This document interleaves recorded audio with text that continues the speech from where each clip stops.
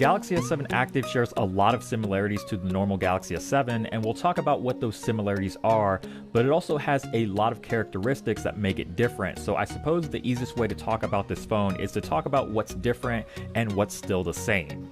The biggest difference is obviously the way this phone looks and the way it feels in the hand compared to the regular Galaxy S7.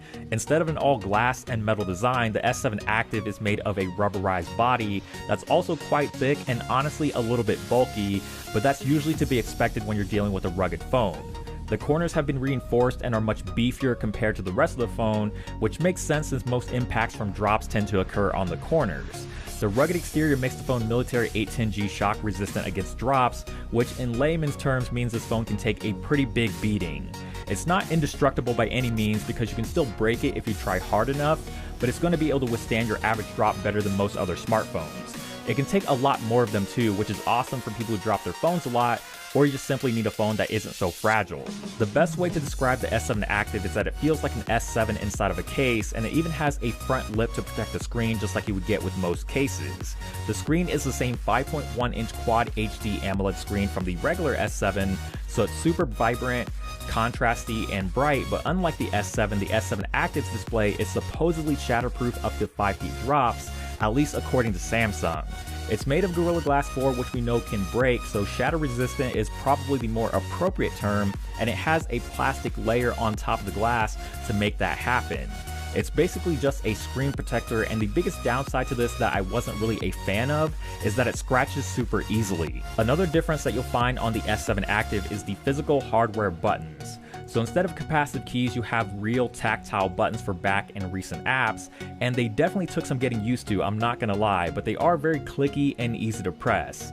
The home button is the typical Samsung home button, but unlike last year's S6 Active, you're not losing out on the fingerprint sensor this time around, and it works just the same as it does on the S7, so no real surprises there. The majority of the buttons and ports like the power button, micro USB port, volume rockers, and the speaker are in the exact same places as the S7, with the exception of the headphone jack, which got moved to the top on the Active. You'll also notice an extra button sitting above the volume rockers that Samsung calls the Active key. It's completely user definable for up to 3 different actions, so you have your standard short press, a long press, and a double press that you can set to open up any application that you want, and you can even set it to work when the phone is locked, which makes it even more useful. The last big difference with the S7 Active, and probably the most important difference, is the battery.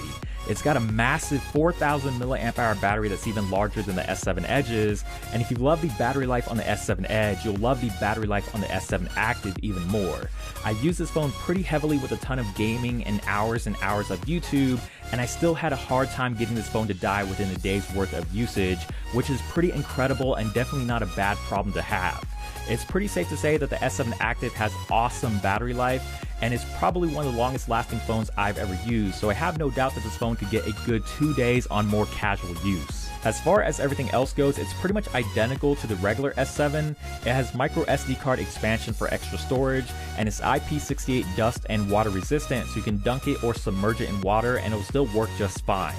There's a Snapdragon 820 inside with 4 GB of RAM, and unless you've been living under a rock, you should already know that the S7 is a really fast phone and performance is no different on the Active. The camera is the same 12 megapixel sensor with f1.7 aperture and that lightning fast dual pixel autofocus, so there's no difference in picture quality here between the Active and the standard S7. The images are sharp, vibrant, contrasty, and the camera performs well in pretty much all lighting conditions. You can still double tap the home button to launch directly into the camera, and the camera software for the most part is pretty much the same. It has all the same features and camera modes from the S7 like selective focus and live broadcast, but there's an aqua mode made specifically for the S7 Active that lets you use the Active key to take photos and the volume rockers to record video when you're using the Active underwater. It's running on Android 6.0 Marshmallow with Samsung's TouchWiz, so there's no real differences here with the software either. The only problem with the software is that because the Active is an AT&T exclusive, it comes with a crap ton of bloatware from all of AT&T's own services to apps like Lookout Security, the Yellow Pages, and DirecTV. They aren't really trying to hide it either, because on first boot you're greeted with a home screen full of bloat, and unfortunately none of it can be uninstalled. And that's really the biggest downside to the S7 Active. I think a lot of people would really love to get their hands on a more rugged version of the S7, but with it being locked down to AT&T, not everyone is going to be able to, and you would think by now Samsung would make this phone available on more carriers. Honestly, there isn't much to not like about it. It's not the prettiest looking phone, obviously, so it isn't going to be for everyone, but the Active wasn't meant to be a good looking phone. If you want a good looking phone, go for the regular S7 or even the S7 Edge, but if you want everything that the S7 offers with an exterior that can take a lot of punishment and a long lasting battery, then the S7 Active is a pretty good choice. Carrier exclusivity